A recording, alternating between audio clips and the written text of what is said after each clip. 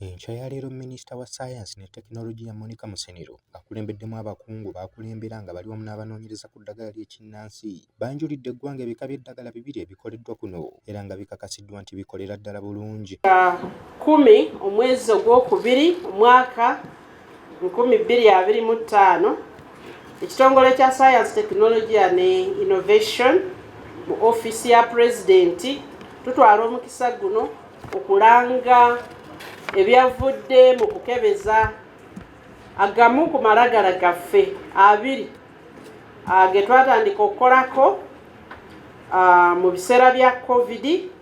Kati tumaliriza okugezesa mu bantu era ebivuddemu bitulaga nti eddagala lyaffe likola.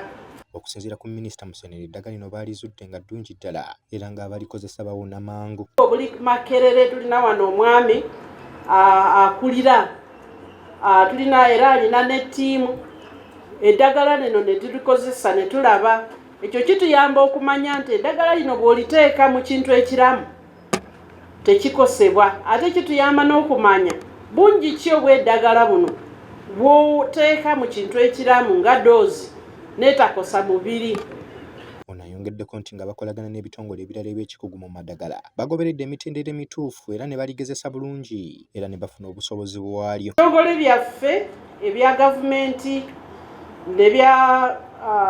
n'ebitongole ebitali bimu bikoledde wamu ne tukola eddagala lino nga tulina ekitongole kyaffe kya Uganda Virus Research Institute ekyo obuvunaanyizibwa bwakyo kulaga nti eddagala lino ddala bw'oliteeka wamu n'oliteeka ku kawuka kano nga kali mu dish, tulina obudishi bwaffe bwe tukozesa eyo mu laabu tubuyita petri dish, nti eddagala lino litakawuka. Ono era ayongedde n'akakasa nti ku ddagala lye baakakebera kuliko erikolebwa Kazire nga liwonya ssennyiga omukambwe n'ekifuba Saakere ya Yunivasite ya Bizinensi era nga gano gombi gaayisa emitendera. Lino tuliyita VDC. Eddagala lino Mwami Kazire Herbals gwe mulaba bulijjo ku TV ye yalituleetera. Gali amalagala gonna agatunde nga bwe gagenda naye Science, Technology ne Innovation twogerera lino lye twakebeza mu bantu tuliyita VDC. Eddagala lino likoleddwa abakugu mu Busitema University. Ono agambye nti oluvannyuma lwa bino byonna bagenda kuwandiikira ekitongole ekivunaanyizibwa ku ddagala mu ggwanga kuwa amalagala gano olukusa okutundibwa.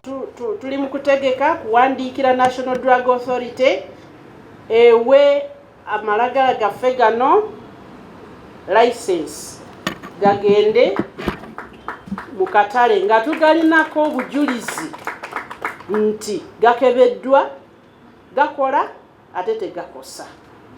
Professor Bruce Chirenga nga y'omu ku baakulembeddemu okwekenneenya eddagala lino annyonnyodde ku mitendera mwe bayisizza eddagala lino nga bwe baalikakasizza. Mu kutuuka okugezesa eddagala mu bantu tugezesa mu steps 3 oba 4. Tusooka n'abantu batono abatali balwadde, health volunteers, energetic young men and women, ne tusooka ne tulaba doozi ki eyeetaagisa bungi ki obw'eddagala. Ono era ayongeddeko nti baagezeresezza eddagala lino ku bantu ba mitendera 3 okusobola okukakasa obulungi nti likola. Terigenda kutta muntu tumonitoringa.